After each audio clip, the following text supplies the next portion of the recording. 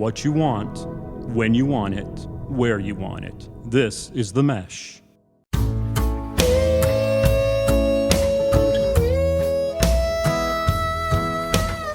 We all know that barbecue's good, but it's even better when it's enjoyed with good friends.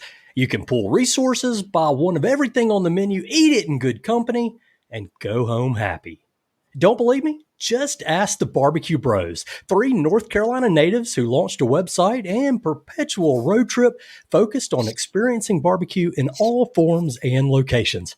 Wait a minute. You don't have to ask the question. That's what we're going to do today as we welcome one of the bros, Tommy, a.k.a. Monk, to the Low and Slow Barbecue Show. Thanks for joining us today, Tommy. Hey, Jigger. Thank you for having me, and excited for the conversation.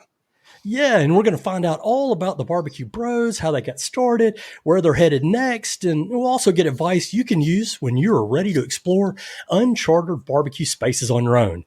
First, a quick reminder, visit us at lowandslowbarbecueshow.com. That's lowslowbbqshow.com to get more barbecue stories, blogs, and barbecue recipes. While you're at lowslowbbqshow.com, be sure to subscribe to our newsletter, The Lowdown. The Lowdown delivers the latest Carolina barbecue news directly to your inbox on Tuesday mornings. In fact, you might even get a link to the Barbecue Bros' latest restaurant review produced by today's guest. But before we get into all those reviews, let's just find out more about the Barbecue Bros. Tommy, what is the Barbecue Bros? Tell our audience what it's all about. Sure. Barbecue Bros is really it's a blog. It's kind of an old style blog that we created, in May of 2012. And we have a little bit of a social media, Instagram presence, obviously kind of more picture focused there, but, the words and kind of the longer form, posts appear on the blog. So it really is kind of an old school barbecue blog. Yeah. So, tell us how you got started. Hey, you're creating a blog, you're putting a bunch of stuff out there, but take us to the beginning. How did you guys get started with this? Sure. Way back in May 2012, I had actually been living in Charlotte, which is where myself and at the time, Speedy, one of the other bros, lived. We had an idea. Well, we went searching for barbecue. And so we consulted, the Yelp reviews, which, what we found was probably the best source at the time to kind of figure out what would be the best barbecue in Charlotte. Mm-hmm. And we came away, pretty disappointed, honestly, with what was listed as the number one barbecue place in Charlotte back in, 2012. And so from that point on, we kind of said, well, we've eaten a lot of barbecue in our life. Why don't we figure out what the best barbecue in the Charlotte area is, and maybe other people will be interested. Let's start a blog. Let's start a Twitter. This was before Instagram. Let's just kind of document our findings there. So it really started with, let's try all the places we can in Charlotte and find out what the best barbecue place is according to our own tastes.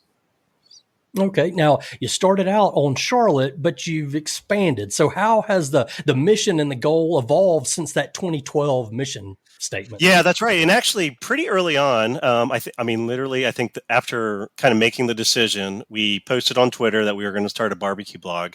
And one of the other bros, who goes by Rudy, was actually living in Austin at the time. He saw that and asked if we wanted a beef correspondent. And we were like, absolutely. I mean, get additional coverage in the area. And personally, up to that point, I hadn't had a lot of barbecue in Texas. So I was, curious for him to kind of explore that area and document it for the blog. So, we had some Texas stuff early on.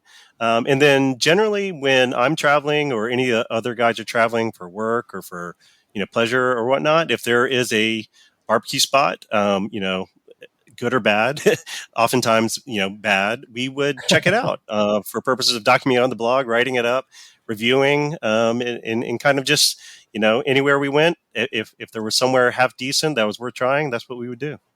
Okay, so all right, there's Speedy, Rudy, and Monk. You want to take us into the names, and I know you guys kind of go back a little way, so take us into your history a little bit. Yeah, absolutely. We all went to high school together. Rudy and I were the same class. Speedy was just a year behind us, but we all hung out going back to high school, and still keep up to these days. I actually just saw those guys recently, and we'll hopefully have another review with them shortly, which is kind of few and far between these days. But in any case, we decided to pick kind of pen names, so to speak, for the blog. No particular reason. We just thought it'd be fun. And so Monk is based off of the Monk family, who owns and has run the Lexington Barbecue Restaurant. Recently met, a couple years back, met Nathan Monk. He is, I believe, the fourth generation Monk, if I'm not mistaken. Kenny or Speedy, he picked another Lexington barbecue joint, Speedy's, which I think he had a fondness for from going back in college. He went to Wake Forest University. And then Rudy kind of refers to the chain of Texas barbecue restaurants that are kind of gas station, started out of a gas station. I think there's a bunch of them now, but that's kind of the first thing that came to mind. Maybe one of his early Texas experiences with barbecue once he moved there shortly after college. Okay, well, that makes a lot of sense. You got some pen names that are tributes to the heritage of barbecue in the Carolinas. So that's right. Yeah. What will people find when they go to your website? And of course, they can do that as barbecuebros.co. That's BROS.co. But take folks through what they'll find when they come to the website. Yeah, I mean, we still, I still publish. Reviews, straight up reviews of in the same format that we've been doing for most of the past 12 years now. Those, post when we can. There was a period where I was posting at least once a week for most of a year. It slowed down a little bit, but there's well over 350 reviews on the site. Wow. Going back the full 12 years. There are, what we like to call Friday finds, where if there is a podcast such as this one, which we linked to and featured a few times, podcasts, YouTube videos, anything like that, where it's something where we kind of spotlight just something new that we found that's worth kind of listening or watching to or watching. That's what we call our Friday find, and then occasionally I'll do a roundup of links that are barbecue related, whether it's North Carolina focus, which is what I tend to try to focus on. But, if barbecue news, and, Texas always has barbecue news, and if there's anything kind of in the hot spots around, I'll round those up in what I call a link down. It's kind of a portmanteau for link rundown, which I've kind of used in a few different barbecue or blog formats going back, a few years now. So those are kind of the three main posts that we do, and kind of what you'll find on the blog.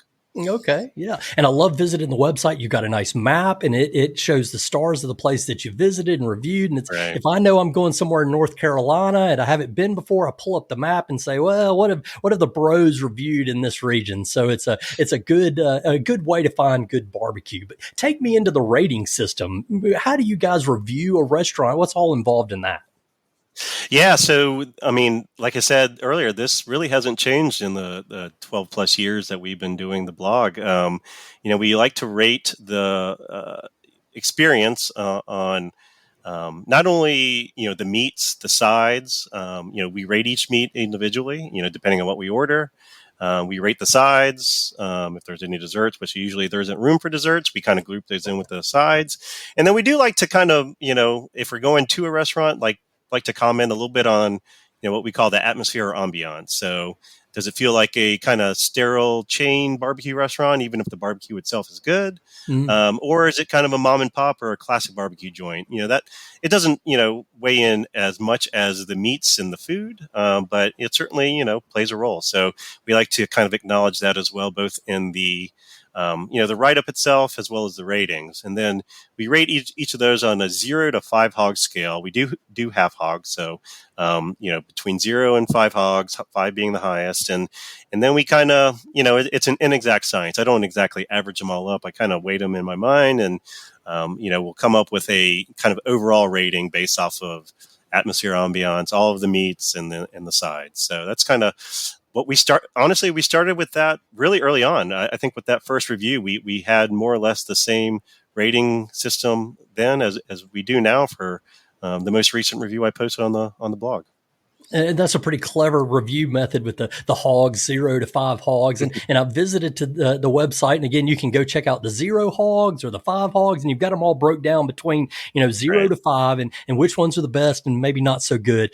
As you put these reviews out there into the world, what kind of response have you been receiving from, first of all, from the pit masters, these guys that are running the barbecue restaurants when they get, let's say they get a 5-star? How do they respond? Or are you hearing anything back from these folks? I think people are reading the blog less and less, or at least commenting on it. I think most of the feedback we get would be, if we are, posting on Instagram and tagging the restaurant or the pitmaster, if we happen to know, what their handle is. Then, whether it's stories or the actual post, then, we get a lot of just, thank you for coming in. Occasionally we'll get to know some of the actual pitmasters themselves, Garen, as well as his wife Kelly from John G's. Is kind of early on. We got to, they reached out, invited, me to check them out early on, and got to taste their barbecue, and then kind of got to know them over the years. So that's probably kind of the most the example where we got to know them the most and interact kind of frequently. Occasionally, sometimes it's just very, thanks for coming, hope you enjoyed it type, comments on, Instagram stories or posts. So honestly, I don't get a ton of feedback, directly from pitmasters or restaurants themselves. Okay. Well, you mentioned that you have folks inviting you. John G invited you to come out. Do you get those types of invitations from barbecue restaurants often? I think occasionally, it kind of comes in waves. There are certainly times where folks will, reach out. Oftentimes it's kind of community barbecues, like, hey, a recent one I got was someone, in a couple hours west I think it's a church fundraiser barbecue, but he sent me some photos saying, hey, I'd love to have you, because he kind of, he cooks it the old way with a burn barrel and embers and kind of direct heat. So he's love to have you come check it out. I've gotten a few of those. And then in terms of the restaurants, occasionally we'll get some invites directly from the pitmasters, or even, if they're big enough and they have, kind of PR folks, get some invites there to come check them out. So a wide variety of different kind of invites come, to different types of barbecues or fundraisers or, things to just check out. I'm always flattered where people think, to invite me to those type of things. So, that's, it kind of comes, like I said, in waves. Yeah. 12 years you've been doing this, you've kind of been sticking to a good routine. I'm sure it kind of comes in waves, the production, just like the audience does, but look ahead, look to the future. What does the horizon hold for you guys? I think this has definitely become, less of a focus for the other two bros, and they contribute when they can, which I totally get. They have, kind of busy lives. I really see it as I keep going because, I just find that I really love, kind of, the whole experience. I like to document. I love to take photos. I like to put my thoughts out. I just kind of the whole, old school blogging. I've been doing it for decades at this point. I still really enjoy that, and I think that's probably where the future is. If the other guys are able to contribute occasionally, great. We were all three together in Portland, Oregon, and went to a great place called Matt's Barbecue recently. So hopefully we'll get to kind of collaborate on that one. But if they aren't kind of sending in kind of the one-off reviews that they're doing by themselves, that's okay. I'll probably be keeping it going, as long as I still feel like I like you said, it kind of comes and fits and starts. But I feel like even if I've taken a break, once I get going again, I really kind of, the creative juices start flowing, and I kind of get really excited about it kind of all over again. So I don't know that there's going to be a ton of, big changes in the future. I do like, I mentioned kind of the 3 types of posts earlier. I do like to kind of step back and maybe write a little bit more, wider or broader stories about, perhaps, what I'm seeing in whether it's, Charlotte itself or kind of wider reaching stories. So, I think those are kind of the things that, I like to kind of try in the future, but I've done a little bit up to this point, and maybe try to continue those different types of posts, not just straight up reviews. Okay. And you mentioned collaborating with your friends out in the Pacific Northwest there. And I led the episode with this claim, and I'm going to ask you now, as I promised, why do you feel like barbecue is better enjoyed with friends? Well, there's obviously the communal aspect of barbecue. Whether it's you're smoking in your backyard, it's always fun to invite folks over, even if they're not directly contributing to the cooking. Hanging out, listening to music, drinking a beverage if you're into that. There's always that. And then oftentimes, if you want to try all the meats, you need a lot of other mouths to help you eat it, or otherwise you're going to take a bunch of leftovers and which you may not eat later on. So I think even just purely from a waste perspective, you want to, especially if the food's good, all of the effort that's gone into cooking it, and you want to try all the meats. I think it's the communal aspect comes into it as well when you're eating with friends at a restaurant, but definitely just from practical, logical purposes, it's fun. And then of course, you got the communal aspects as you're eating it, enjoying it, critiquing it. There's some disagreements, things like that. So I think that's kind of my answer why it's better to eat with friends. Camaraderie and conversation, good times together. Those are all Absolutely. great reasons to get barbecue together. So as you guys have been out, I think you dropped a number there just a moment ago. How many barbecue joints do you feel like you've been to during all this time? Yeah, there's, I just checked this recently. There's over 350 reviews on the website. Some of those will be repeat viewings, but, I can confidently say well over 300, reviews of unique restaurants. I probably have been involved in, two, maybe even 3/4 of those directly, whether I'm eating and writing. Some of the other ones are kind of one-offs for the other guys as they are, whether they're Texas or traveling across the U.S. or, wherever. But yeah, well over 300 unique kind of reviews on the site. Are there any restaurants that you've been to that you don't get a review on the site that's either so bad that you don't review it, or you just don't have time, or any of those in that category? I think we used to kind of relish those bad reviews to a certain extent and like ripping, whatever restaurant, I think we kind of like the idea of that type of post. I think as I've gotten older, I don't want to necessarily disparage anyone who, as long as they're, trying, I like to try to find things that I like with each one. So, I'm not going to write, kind of a completely negative review. But, at the same time, I don't think, generally I do try to post something, even if it's short and kind of not focusing too much on the negative. But I do generally try to post, something on the blog. I went to the effort, I spent the money, I might as well kind of get some content out of it, I guess is how I look at it. Yeah, sure. And of course, the media world in 2012, when you guys got started, maybe it was a little bit of fun to kind of poo-poo some of these things. The media world now is a lot more negative, and I don't think we want to see as much of that. Let's pump people up, and if it's bad, let's just kind of keep that on the back burner. So exactly. Yeah. So how deep into the barbecue world are you? I know you're eating, you're reviewing, you're reporting, pictures, videos. Yep. Are you cooking too?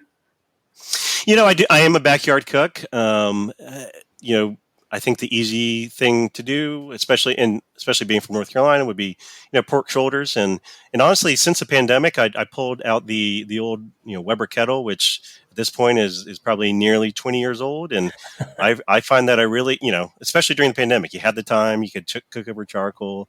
I found that I really enjoy using that Weber kettle, even though it's, parts of it are starting to fall apart. But for the most part, it's really holding up.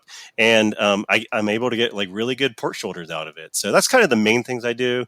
Occasionally I'll do ribs. I don't mess with beef other than like maybe a tri-tip or a kind of a beef tenderloin. I haven't done a brisket in a long time. But I think the coolest thing I did, which I'd like to kind of replicate, is I did a whole hog in my backyard, cinder block pit, rebar and all. Father's Day weekend of 2018. So had a big party because obviously that's a ton of food, but I'd really love to do that again. I just I kind of thought about it and started to do it a few times, but just haven't pulled the trigger to do another whole hog in the backyard again. But hopefully soon. Well, I can definitely validate you on the Weber kettle. I have a Smoky Mountain that I know I've had for 20 years, and it still holds Yeah. up. And that Oh man. bars, I've replaced the grate in there a couple times, but man, it still works Right. fantastic. Love to use that thing. Yeah. And so, if the Absolutely. timing's right and you get ready for that whole hog, be sure and send us an invitation. Oh, absolutely. I will be inviting friends again. Going back to there's a lot of food there, so I don't Yeah. want it to go to waste. I'd love to, have people try it. So absolutely. Yeah. So, what do you feel like has been your most memorable day of barbecue? Any best bites or exotic life list stops that you've been to? I think probably so. I guess you kind of mentioned the map earlier, and being in kind of Charlotte and growing up in kind of the Piedmont region, just north of Lexington. We all grew up in High Point, North Carolina. That's really the style of barbecue that I've explored the most, and so I don't have as much experience out east. But a few years back, for my oldest daughter's gymnastics tournament was in Greenville, North Carolina. So over kind of 1.5 days, went to Bees Barbecue, Skylight Inn, and then the next day was a Sunday. So the only kind of real barbecue joint that was open was a Sam Jones Barbecue, which is in itself is really good. But kind of hit those three in succession, over the course of a weekend, and then actually a few days later. There's kind of a whole hog theme to this this little trip, and went to Palmyra Barbecue when they were still at the food stall in Charleston, North Carolina, and tried their whole hog. So that was kind of over a couple of days, but hitting a bunch of whole hog places. I think I'd love to always hit more, but with the family and this was a gymnastics trip, I felt pretty good about hitting those four kind of in quick succession. What about the opposite side of the coin? A forgettable day of barbecue? Yeah, I mean, there's been places where,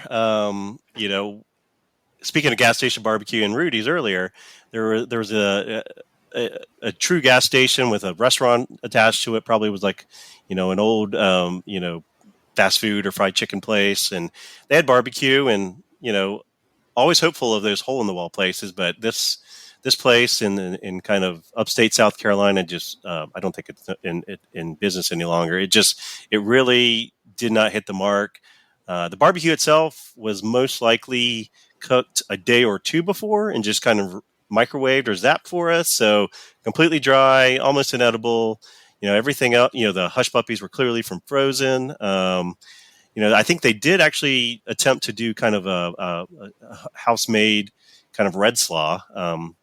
But everything else of that meal was kind of completely unsuccessful.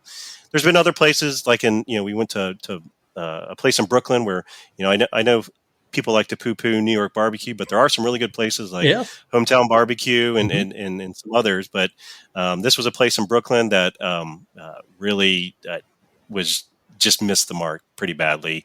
The brisket was kind of roast beef consistency, very dry, rubbery. So those are probably the few that come to mind. The other guys have had some zero hog reviews. I think one was in Arizona in Sedona. The other actually was in Raleigh.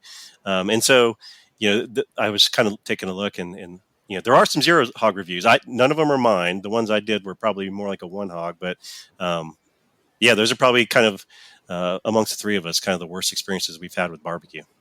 You mentioned the restaurant that closed that wasn't a great experience. And out of all the 300 reviews that you've got up there, do you ever spend any time going through and saying, okay, these guys have closed, we're going to take them off of there? Any updating or refreshing, or once it goes out there, it's out there and you don't fool with any of that anymore?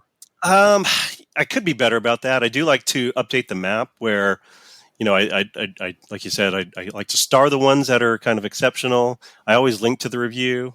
If it's closed, ideally I think I'm going to always keep it out there, but maybe note that it's closed in both on the map and ideally on the blog post. But that's kind of just if I think about it or I come across it, I'll make an update. But I guess in general, it's just once it's out there, and maybe I'll go back later and kind of note it that it was closed, or maybe I won't.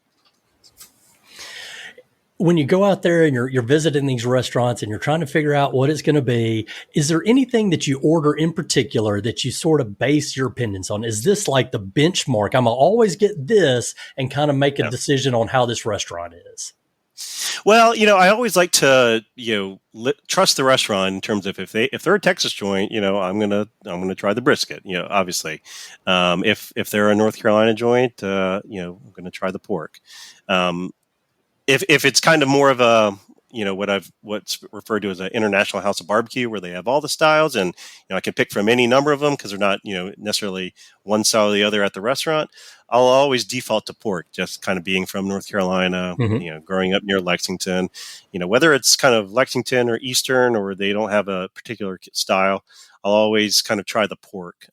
If it's not kind of clear, like if it's a Texas place, yeah, I'm going to try the brisket and the ribs and the sausage if it's all on the menu. But otherwise, yeah, I'll always try the pork.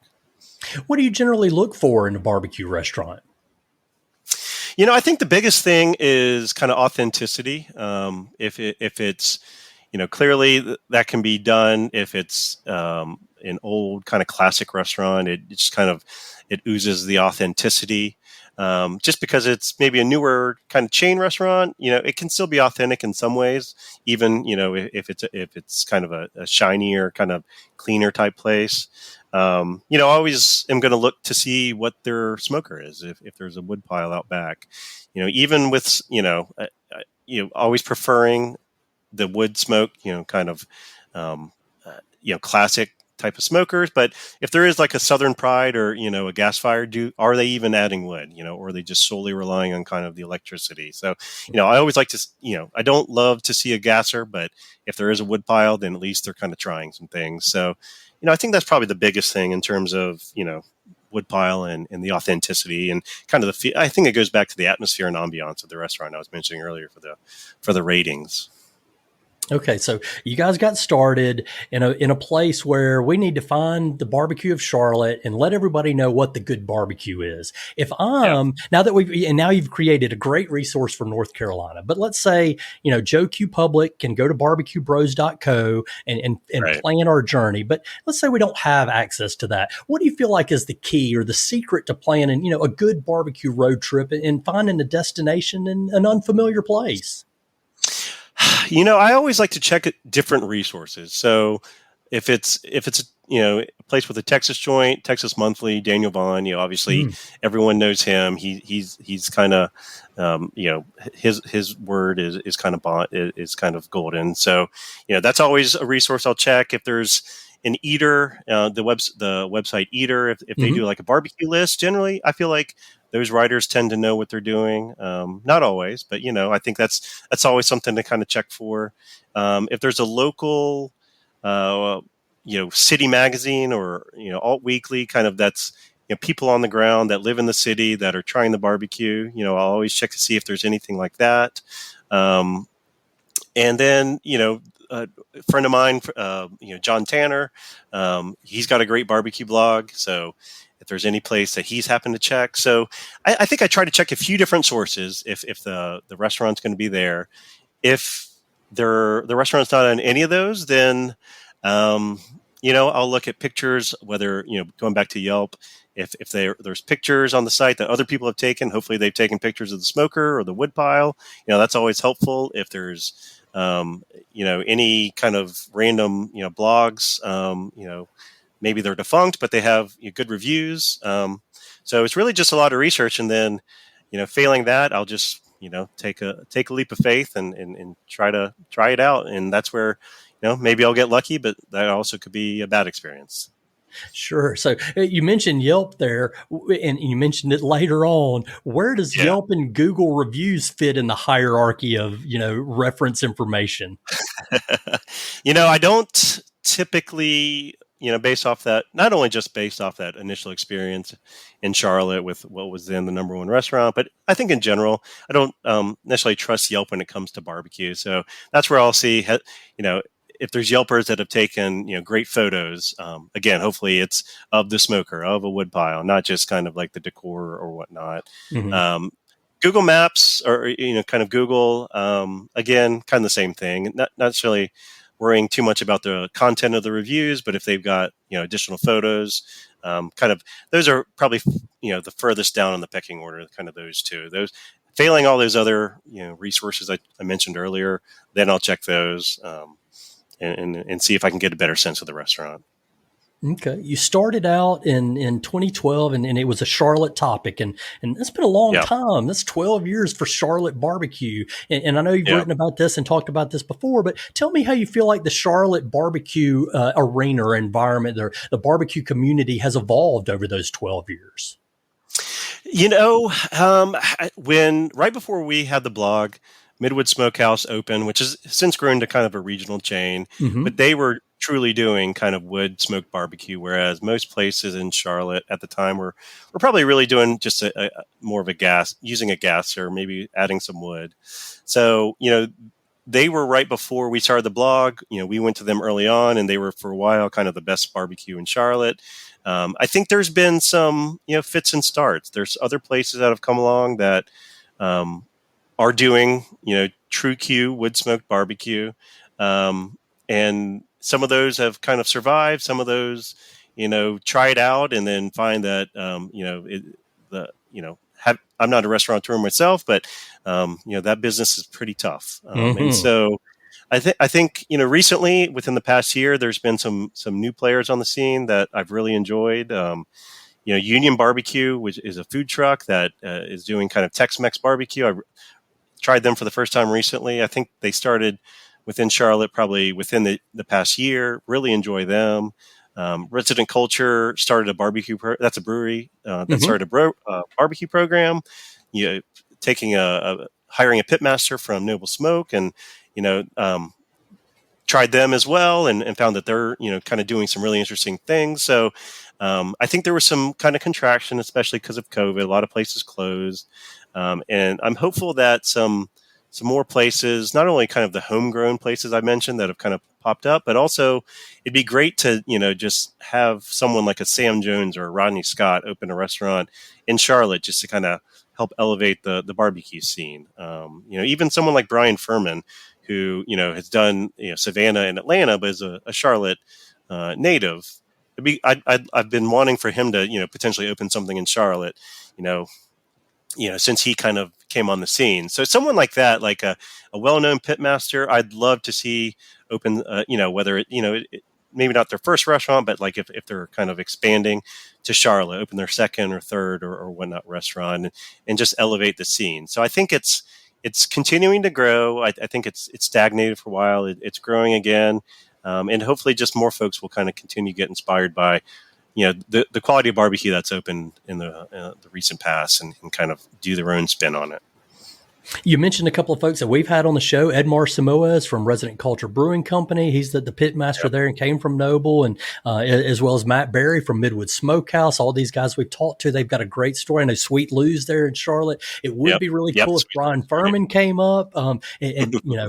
We had him on the show here a little while back, and I kind of pressed him on that topic, and he said, "Don't count me out." So it's Okay. not out of the question. Keep your fingers crossed. Once he gets stuff Yeah. going in Atlanta again, which I think he's working on this month. Right. Hopefully, he'll expand over here to Charlotte. So, And actually, I'm glad you mentioned Lewis from Sweet Lou's, because mhm. obviously they cook over, he cooks over wood, but then also the Carolina Barbecue Festival, which I know you guys Mhm. were involved in and promoted. I think bringing other pit masters to Charlotte, seeing that there is an audience for barbecue, real barbecue, I think is a great thing, and can only help kind of elevate the city's barbecue. So I just want to make sure I did mention kind of Lewis. Yeah, and Lewis has got a big event, the next Carolina Barbecue Festival, sort of mini festival coming up in, I guess, Yep. October around a Carolina Panthers game. So you can go enjoy Yep. some whole hog barbecue and do that thing. So it's cool. I'm like you. I'm looking forward to seeing how that Carolina Barbecue Festival continues to expand in the region. Absolutely. Let's take it out of barbecue. What do you eat when you're not eating barbecue? Um, my wife could eat probably Mexican food every day of the week if she had to, and I'm kind of right there with her. Probably not quite as much enthusiasm, but anytime she mentions a Mexican, whether it's kind of a kind of hole in the wall Mexican, or kind of if it's kind of an upscale, we're always game to try different places. We've got a great sushi place that we like in Charlotte. Pizza. I'm really not picky. I'll eat most things. My kids not so much, but those are probably the favorites, I'd say. You mentioned the wife and you mentioned the kids a couple of times here. How do they all tolerate your barbecue journey and your passion for meat smoke? Right. Yeah, I think tolerate is definitely the right word. So, especially if it's, a trip where, like I mentioned earlier, some of those stops in Eastern North Carolina around Greenville, I didn't take them to all of them, but they went to, all but one or two. And, cause there was a few more probably on that loop. They tolerate it. Generally, the nice thing is, a lot of barbecue restaurants will have fries, or if they're newer, they'll have like a grilled cheese. So they're not, being forced to eat barbecue every place, so chicken fingers, quesadilla or grilled cheese, if that's on the menu plus fries, my kids will be happy. My wife, she's game for it. I think there's been, early on, she, kind of maybe fought it a little bit, but if she's going to eat barbecue, we, again, that's an easy way to kind of share a big platter and try a bunch of different meats. She's found that she really, a well done brisket, she really loves. She loves, if it's sausage, it's kind of house made and really good. She's become on board, so she doesn't fight it nearly as much as she used to. We're getting kind of close to the end of our time here, and we're going to get into the low and slow showdown here in just a moment. But before we do, I want to find out, at 12 years, where do you continue to find the interest, the motivation? What really keeps your fire lit now that you've got started and got a decade plus under your belt? Honestly, I think if I'm in a lull, it's because I haven't been, listening to different podcasts like this one or Tales from the Pits or, different, just kind of consuming different content, all the different YouTube videos. I find that once if I haven't done that in a while and I start listening to, those types of content, then it kind of, gets the creative juices flowing and kind of reignites the passion. So I'd say that's the biggest thing is just kind of, the Smoke Sheet, good friends with those guys and kind of look forward to reading that every week, and occasionally contributing. So it's just kind of like seeing other people kind of putting out, different types of content or reading, Texas Monthly, checking that out. So I think that's usually what happens is I get reignited when I kind of find myself having not kind of been consuming that type of content and then kind of getting back into it and saying, okay, all right, what can I do now? What can I do different? What's my spin on it? Okay. Low and slow showdown time. We're going to hit these with quick hitters and maybe we explain some of it. Maybe we just kick it with one word answers. So first of all, you smoke some in your backyard. What is your favorite wood to use in your smoker? It'll be oak, just because it's so available in North Carolina. Yeah. So what's the name of the barbecue joint that you grew up on? So Lexington Barbecue is kind of my favorite joint of all time because it was nearby, but I guess in terms of right in my hometown of High Point, there was, Kepley's Barbecue. And when you say Lexington, you're talking about Honey Monk, of course, as your. That's right. Yep. Absolutely. What is your current barbecue go-to? Honestly, in Charlotte, it would probably be Sweet Lou's, but in terms of a restaurant that's open every day, I like where the special he's doing, kind of all the different, constantly evolving the menu. So Sweet Lou's would probably be my go-to in Charlotte. What's your favorite protein to eat? Pork, beef, chicken, turkey, or something else? It's going to be pork, chopped pork, ideally Lexington style, but any well-done pork. Favorite side? Collards. My wife is actually a big collards fan. She can be picky, so I like to always get her input if I am trying collards. But if there's collards on the menu, I'll try that. I guess I'll also mention barbecue hash as well if it's on the menu. Wow, that is two answers that we don't normally get because collards is not for everybody, and hash certainly isn't for everybody either. So it's good to get that. And I'm sure since you've been to Palmyra, their collards are fire. Yes. Yep. Definitely. And they have great hash as well. Yeah, for sure. Yeah, they have great hash, great beef cheeks. Everything at Palmyra is good. So favorite dessert? Banana pudding, hands down. What is the best state in these United States for barbecue? Well, of course it's North Carolina. Of course it is. But what is the best North Carolina style? Eastern, Western, or mustard? It's my answer is it's what you grew up on, and what I grew up on is Lexington barbecue, Lexington style, Piedmont style barbecue. So that's what I'll say. But I have an appreciation for the others if it's well done. If it's good, all of it's good, right? Exactly. Is it better with or without the sauce? I think the sauce should be an enhancer, not something that hides. So I think if it's a sandwich, I'll always add slaw and sauce to like a chopped pork sandwich. Last one, and this is always a toughie for folks. Is barbecue a verb or a noun? It's a noun. It's clearly a noun. It is clearly a noun. And that, my friends, is the lowdown from Monk Tommy, founder of Barbecue Bros. Tommy, thanks for joining us today. Absolutely. Thank you, Chigger. You've been listening to the Low and Slow Barbecue Show on the Mesh.tv network of podcast. Be sure to visit us online at lowslowbbqshow.com. That's where you'll find the blog. You can hear other podcast episodes. And if you like what you hear on the Low and Slow Barbecue Show, please be sure to give us a 5-star rating in your favorite podcast network. That helps other people find us. Remember, visit lowslowbbqshow.com and you can subscribe to the Lowdown newsletter, and we'll send the latest podcasts, blogs, recipes, barbecue events, and more all directly to your inbox on Tuesday mornings. Special thanks to our guest, Tommy. Thanks as well to our producer, Andrew Moose, and the whole team at the Mesh.tv network. The Mesh.tv network of podcast. Most especially, thank you for listening to the Low and Slow Barbecue Show. Remember, for the best barbecue and the best barbecue podcast, keep it low and slow.